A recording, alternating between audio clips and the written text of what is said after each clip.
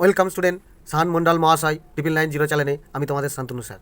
Student, এখন আমি তোমাদের দেখাবো ক্লাস 6-এর ভূগোল সাবজেক্টের দ্বিতীয় ইউনিট পরীক্ষা 2024 এর যে প্রশ্নপত্রটি আছে দেখতে পাচ্ছ, এই প্রশ্নপত্রের উত্তরটা আমি সলভ করে দেবো। তো তোমরা যারা ক্লাস 6-এ পড়ো তারা কিন্তু এই ভিডিওটি অবশ্যই মনোযোগ দিয়ে দেখবে, কারণ সেকেন্ড ইউনিট টেস্ট পরীক্ষা ক্ষেত্রে তোমাদের তো একটু লাগবেই, কিন্তু আবার দেখবে তোমাদের এই প্রশ্নগুলি একসময় ফাইনাল পরীক্ষাতেও লাগবে। ওকে, সেই কারণে এই ভিডিও তোমাদের অবশ্যই মনোযোগ দিয়ে দেখা উচিত। ভিডিও ভালো লাগলে অবশ্যই লাইক করে দিও, আর ক্লাস 6-এর আরও অন্যান্য সাবজেক্টের ভিডিওগুলি পাওয়ার জন্য চ্যানেলটিকে সাবস্ক্রাইব করে রাখো। ওকে, তো দেখো প্রথম দেখো কি বলছে, সঠিক উত্তরটি নির্বাচন করে বাক্যটি সম্পূর্ণ করো। তোমার দেখো এখানে বলেছে চারটে ABCD, চারটে দিয়েছে, প্রত্যেকটার মান 1 নম্বর 4 নম্বরের প্রশ্ন। ওকে, কি বলছে, পরিচলন স্রোত সৃষ্টি হয় ভূত্বকে, গুরুমণ্ডলে না কেন্দ্রমণ্ডলে। ওকে, এখানে তোমার কিন্তু হবে গুরুমণ্ডলে। তো উত্তরটা তুমি কিভাবে লিখবে, তোমাকে কিভাবে লিখতে বলেছে দেখো, সঠিক উত্তরটি নির্বাচন করে বাক্যটি সম্পূর্ণ করো। অর্থাৎ তোমাকে সঠিক উত্তরটা বেছে একটা পুরো বাক্য তৈরি করতে হবে। অর্থাৎ তুমি এই রকম এ দাগ দেবে, একের এ দাগ দিচ্ছ, লিখে তুমি লিখবে এই রকম, পরিচলন স্রোত সৃষ্টি হয় গুরুমণ্ডলে। ওকে, পরিচলন স্রোত সৃষ্টি হয় গুরুমণ্ডলে, ঠিক এইভাবে একটা লাইন তোমাকে তুলতে হবে। বোঝা গেল? বিয়ের কোশ্চেনটা কি বলছে দেখো, বিজ্ঞানীরা আন্টার্কটিকা অভিযান করেন জুন মাসে, মার্চ মাসে না ডিসেম্বর মাসে। তোমরা নিশ্চয়ই জানো আন্টার্কটিকা মহাদেশ দক্ষিণ দিকে পড়ে, আর দক্ষিণ দিকে সূর্যরশ্মি কিরণ দেয় 6 মাস। ওকে, কখন? এই ডিসেম্বর মাস নাগাদ, অক্টোবর নভেম্বর ডিসেম্বর এই সময় সূর্যরশ্মি ওই দিকে আলো দেয় বা ওদিকে আলো থাকে। এবার এটাও তুমি নিশ্চয়ই পড়েছো যে আন্টার্কটিকা অভিযানে বিজ্ঞানীরা শীতকালে অভিযান করে, সেই কারণে দেখো তোমার এখানে হবে ডিসেম্বর মাস। বোঝা গেল? অর্থাৎ তুমি কী লিখবে, বিয়ের দাগ দিয়ে বিজ্ঞানীরা আন্টার্কটিকা অভিযান করেন ডিসেম্বর মাসে বলে দাঁড়ি। ওকে, সি এর প্রশ্ন কী বলছে দেখো, বায়ুর দিক মাপক যন্ত্রের নাম দেখো বাত পতাকা। ওকে, অর্থাৎ লিখবে বায়ুর দিক মাপক যন্ত্রের নাম বাত পতাকা। রেন গজ এর সাহায্যে বৃষ্টিপাত মাপা হয়, আর মিলিবার এককে বায়ুর চাপ মাপা হয়। ওকে, অর্থাৎ তাহলে বায়ুর দিক মাপক যন্ত্র হচ্ছে বাত পতাকা। ডি এর প্রশ্ন কী বলছে দেখো, মৌসুমি বায়ুর প্রত্যাবর্তনকাল অর্থাৎ কখন চলে যায়, শরৎকালে। যখন মৌসুমি বায়ু চলে যায় তখন এখানে শরৎকাল হয়। ওকে, বর্ষাকালে আগমন হয়, আর শীতকালে তো মৌসুমি বায়ুর প্রভাব খুবই কম। বোঝা গেল? আশা করি এই চারটে প্রশ্নের উত্তর তোমার মিলে গেছে, মিলে গেলেই তুমি কিন্তু এখানে 4 নম্বর পেয়ে যাবে। ওকে, এরপরে দেখো 2 নম্বর দাগের প্রশ্ন, শূন্যস্থান পূরণ করতে বলছে। এর দাগে বলছে দেখো, কাটা গাছের কাঁটাগুলি আসলে গাছের ড্যাশ অংশ। দেখো কাটা গাছ মানে কি, ক্যাকটাস জাতীয় গাছ। এই ক্যাকটাস জাতীয় গাছের কাঁটাগুলি হচ্ছে আসলে পাতা, তাহলে এটা তুমি লিখে দেবে পাতা। ওকে, এরপরে কোশ্চেন কি বলছে দেখো, বিয়েরটা, পৃথিবীর বৃহত্তম মহাসাগরের নাম, এটা নিশ্চয়ই তোমরা সকলেই জানো, প্রশান্ত মহাসাগর।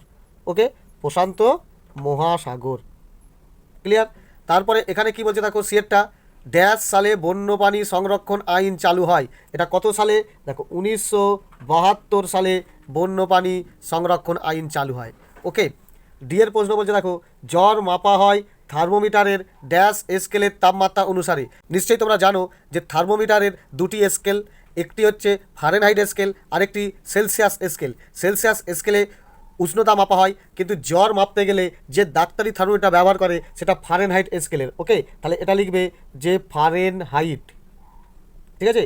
অর্থাৎ ফারেনহাইট স্কেলে এটা মাপা হয়, এবং ফারেনহাইট স্কেলের নিয়মে ডাক্তারি থার্মোমিটারটা একটু আলাদাভাবেই তৈরি করা হয়। ওকে, তো দেখো এখানেও নিশ্চয়ই এই চারটে প্রশ্নের উত্তর তোমার মিলে গেছে, অবশ্যই তুমি 4 নম্বর পেয়ে যাবে। তাহলে কত, 4 4 8 নম্বর পেয়েই গেলে। এবারে দেখো এখানে 3টে তোমাকে লিখতে বলেছে, 4টে অপশান দিয়েছে, 4টের মধ্যে 3টে লিখতে পারলে তোমার 3 নম্বর দেবে। কি, প্রথমে বলছে দেখো শুদ্ধ আর অশুদ্ধ করতে বলেছে। তো এর বলছে দেখো, কালো মাটির জল ধারণ ক্ষমতা বেশি, এটা সঠিক কথা, সেই জন্য এটা তোমার হবে শুদ্ধ। ওকে, তাহলে তুমি 1 নম্বর পেয়ে যাবে। এরপরে বলছে দেখো, জলদাপাড়া অভয়ারণ্য একশৃঙ্গ গন্ডারের জন্য বিখ্যাত, এটাও সত্য, একশৃঙ্গ গন্ডার এবং হাতি এই জন্য বিখ্যাত, তাহলে এটাও সঠিক, এটাও লিখে দাও শুদ্ধ। ওকে, এরপরে দেখো কি বলছে, শীতকালে সাধারণত বায়ুর চাপ কম হয়। দেখো শীতকালে বায়ুর চাপ কম হয়, এটি ভুল। কেন? কারণ তোমরা নিশ্চয়ই জানো ভূপৃষ্ঠের যত নিচের দিকে থাকবে বায়ুর কণা তত বেশি, আর যত পাহাড়ের উপরের দিকে যাবে তত বায়ু কণা কমতে থাকে, বায়ুর চাপও কমতে থাকে। আর যত ভূপৃষ্ঠের দিকে নিচের দিকে নেমে আসবে তত বায়ুর চাপ বেশি, কারণ বায়ুর কণাও বেশি। আর শীতকালে তো অবশ্যই বেশি হবে, তার কারণ শীতকালে বায়ু কণাগুলি ভারী হয়ে যায়, ভারী হয়ে নিচের দিকে নেমে আসে, অর্থাৎ নিচের দিকে বায়ু কণা বেশি হয়ে যায়, আর বেশি হয়ে গেলে বায়ুর চাপও বেশি দেবে। ওকে, সেই কারণে দেখো শীতকালে সাধারণ বায়ুর চাপ কম হয়, এটা ভুল কথা, এই জন্য এটা লিখবে অশুদ্ধ। ওকে, তাহলে তিনটে তোমার মিলে গেলে 3 নম্বর পেয়ে যাবে। এরপর এটা কি বলেছে দেখো, পৃথিবীর দীর্ঘতম হিমবাহের নাম ভিনসন ম্যাসিভ। পুরোটা এটা অশুদ্ধ, কারণ ভিনসন ম্যাসিভ হচ্ছে একটা পর্বত শৃঙ্গ। ওকে, আন্টার্কটিকা মহাদেশের সর্বোচ্চ শৃঙ্গ হচ্ছে ভিনসন ম্যাসিভ। তাহলে পৃথিবীর দীর্ঘতম হিমবাহের নাম ল্যাম্বার্ট, তাহলে এই তত্ত্বটা ভুল, এই জন্য এটাও তোমার হয়ে যাবে অশুদ্ধ। ওকে, এরপরে দেখো তোমাকে এখানে ডান দিক বাদিক মেলাতে দিয়েছে কি, প্রথমেই দেখো এটা কি বলছে, মহাকাশ স্টেশন। এই মহাকাশ স্টেশনের সোজাসুজি তোমাকে এখানে লিখতে হবে এই এক্সোস্ফিয়ার, এখানে লিখে দেবে এক্সোস্ফিয়ার, তাহলে এই তথ্যটা লিখতে হবে না। ওকে, তাহলে এখানে হচ্ছে এইটা হয়ে যাচ্ছে দেখো তোমার এ, বোঝা গেল। আলস পর্বত ইউরোপ মহাদেশে দেখা যায়, অর্থাৎ এটা বি, সোজাসুজি এখানে তুমি লিখে দেবে ইউরোপ, বোঝা গেল। প্যানজিয়া একসময় মহাদেশের একসময় নাম ছিল, সেই জন্য এটা হচ্ছে সি। ওকে, প্যানজিয়া হচ্ছে মহাদেশ আর প্যানথালাসা হচ্ছে বিশাল মহাসাগর, বোঝা গেল। কুইনাইনটা কি, কুইনাইন হচ্ছে ম্যালেরিয়া রোগের ওষুধ তৈরি করা হয়, এটা দেখো ডি। ওকে, পৃথিবীর শীতলতম স্থান ভস্তক, এটা তোমার হয়ে যাবে ই, অর্থাৎ এর সোজাসুজি ভস্তক বসে যাবে, এর সোজাসুজি ম্যালেরিয়া বসে যাবে। ওকে, বুঝতে পারছো তো, অর্থাৎ তোমার ডান দিক বাদিক মিলিয়ে লিখলে স্যার সঙ্গে সঙ্গে পড়বে, রাইট দিয়ে দেবে। তোমরা যেন তীর দিয়ে যেন দেখাও না, তীর দিয়ে দেখাতে গেলে এখানে ইজিবিজি হয়ে যাবে, দেখতে অসুবিধা হবে, মাস্টারের বুঝতে অসুবিধা হবে। সব থেকে তোমাদের ভালো অপশন হবে ঠিক এইভাবে, মহাকাশ স্টেশন এক্সোস্ফিয়ার উপরে লিখে দিলে স্যার বুঝতে পেরে যাবে। আলস পর্বত ইউরোপ মহাদেশ, স্যার বুঝতে পেরে যাবে। প্যানজিয়া ওকে মহাদেশ, কুইনাইন ম্যালেরিয়া, শীতলতম স্থান পৃথিবীর ভস্তক, আর ঠেসমূল সুন্দরবনে দেখা যায় সুন্দরী গাছে, এইটা হয়ে যাবে এফ। ওকে, ক্লিয়ার।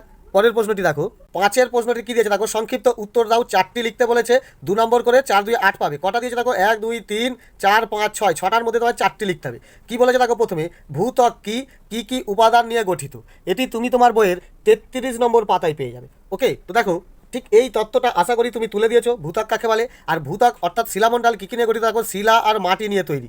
ওকে, তো এই তত্ত্ব লিখে দিলে তুমি 2 নম্বর পেয়ে যাবে। পরের প্রশ্ন কী আছে দেখো, আন্টার্কটিকার প্রাকৃতিক পরিবেশ নষ্ট হয়ে যাওয়ার কারণগুলি লেখো।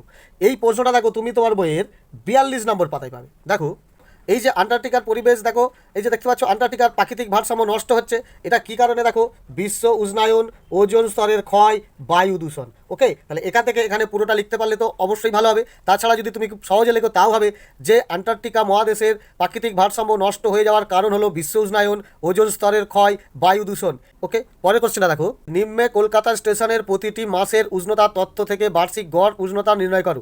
অর্থাৎ দেখো 12টা মাসের তোমাকে একটা উষ্ণতা দিয়ে দিয়েছে, তোমাকে গড় বার করতে বলেছে। 12টা মাসের এই উষ্ণতাটা তুমি আগে যোগ করে নেবে। দেখো যোগ করে নিলে তুমি পাবে দেখো 324। ওকে, 324কে তুমি 12 দিয়ে ভাগ করলেই তুমি সহজেই পেয়ে যাবে 27। ওকে, অর্থাৎ কত ডিগ্রি সেলসিয়াস হবে দেখো, এখানে তোমার হয়ে যাবে 27 ডিগ্রি সেলসিয়াস। ওকে, তাহলে গড় উষ্ণতা হবে 27 ডিগ্রি সেলসিয়াস। কী পার করবে, সবগুলোকে যোগ করে নেবে, 12টা যোগ করে নিয়ে 12 দিয়ে ভাগ করবে, ব্যাস সহজেই উত্তর পেয়ে যাবে। ওকে, ডি এর প্রশ্নটা কী বলছে দেখো, মৌসুমি বায়ুর 2টি বৈশিষ্ট্য লেখো। এই প্রশ্নটা দেখো 81 নম্বর পাতায় পাবে। এখানে দেখতে পাচ্ছ মৌসুমি বায়ুর বৈশিষ্ট্য প্রভাব, অর্থাৎ তুমি এখান থেকে 2টো তত্ত্ব লিখে দেবে। পরের কোশ্চেনটা দেখো, মাটি সংরক্ষণের 2টি উপায় লেখো। এই প্রশ্নের উত্তর দেখো তোমার বইয়ের 86 নম্বর পাতায় আছে। এখানে দেখতে পাচ্ছ মাটি সংরক্ষণ, এই মাটি সংরক্ষণের এখানে অনেকগুলি উপায় আছে, এখান থেকে যদি তুমি 2-3টে লিখে আসতে পারো তাহলেই কাফি। পরের কোশ্চেন দেখো, বায়ুমণ্ডলে নাইট্রোজেন ও কার্বন ডাই অক্সাইডের শতকরা পরিমাণ কত। দেখো নাইট্রোজেনের শতকরা পরিমাণ হচ্ছে 78 ভাগ। ওকে, আর কার্বন ডাই অক্সাইডের শতকরা ভাগ দেখো 0.03 ভাগ। ওকে, 0.03 ভাগ। এটি তুমি তোমার বইয়ের 31 নম্বর পাতায় পেয়ে যাবে, বোঝা গেল। এরপরে দেখো অরণ্যের উপকারিতা লেখো। অরণ্য নিশ্চয়ই অর্থাৎ গাছের উপকারিতা আশা করি স্টুডেন্ট তোমরা 3 থেকে 4টে যুক্তি তোমরা অবশ্যই দিয়ে এসেছো, কারণ দেখো তোমাকে এখানে একটি করতে বলেছে আর প্রত্যেকটির 3 নম্বর মান, অর্থাৎ তোমাকে 3 থেকে 4টি অবশ্যই যুক্তি দিয়ে আসতে হবে, বোঝা গেল। তুমি নিশ্চয়ই দেখো এই 90 পাতায় দেখো এই তথ্যগুলো লিখেছো কিনা। অরণ্যের উপকারিতা তুমি যদি এগুলো লিখে দাও, দেখো কার্বন ডাইঅক্সাইড শোষণ করে বাতাসে অক্সিজেনের যোগান দেয়, বৃষ্টিপাত ঘটাতে সাহায্য করে, বন্যা ও খরা নিয়ন্ত্রণ করে, বাস্তুতন্ত্রের ভারসাম্য বজায় রাখে, মাটি ক্ষয় কমায়, বন্যপ্রাণীর আবাসস্থল। তাহলে এই সমস্ত তথ্যগুলো কি লিখেছো, লিখলেই 3 নাম্বার পেয়ে যাবে। ওকে, পরের কোশ্চেনটি কি আছে দেখো, বৃষ্টিপাত কিভাবে সৃষ্টি হয় সংক্ষেপে লেখো। এই প্রশ্নের উত্তরটা তোমার বইয়ের 49 নম্বর পাতায় আছে। এইখান থেকে এখানে তথ্যটা তুমি কি লিখেছো, দেখো এই ধরনের তথ্য লিখে আসতে পারলেই হবে, হুবহু যে পুরো লিখে আসতে হবে তা নয়। জলীয় বাষ্পযুক্ত হালকা বাতাস উপরের দিকে উঠে যায়, আর এই উপরে ওঠা বায়ু উষ্ণতা ও চাপ উপরে কম থাকার জন্য ঠান্ডা হয়ে জমাট বাঁধতে শুরু করে, বাতাসের ধূলিকণার সঙ্গে মিশে জলীয় বাষ্পগুলি ঘনীভূত হয়ে ছোট ছোট জলকণায় পরিণত হয়, আর এই ছোট ছোট জলকণা ক্রমশ ভারী হয়ে ভূপৃষ্ঠের অর্থাৎ পৃথিবীর অভিকর্ষ টানের জন্য পৃথিবীর দিকে ঝরে পড়ে যায়, এইভাবেই বৃষ্টিপাত ঘটায়। এই তথ্যটা কি লিখেছো, যদি লিখে আসো তাহলেও 3 নম্বর পেয়ে যাবে। ওকে, তো স্টুডেন্ট ভিডিও ভালো লাগলে অবশ্যই লাইক করে দিও, আর এই ধরনের ভিডিও অথবা ক্লাস 6-এর সমস্ত সাবজেক্টের ভিডিও পাওয়ার জন্য চ্যানেলটিকে অবশ্যই সাবস্ক্রাইব করে রাখো। ধন্যবাদ।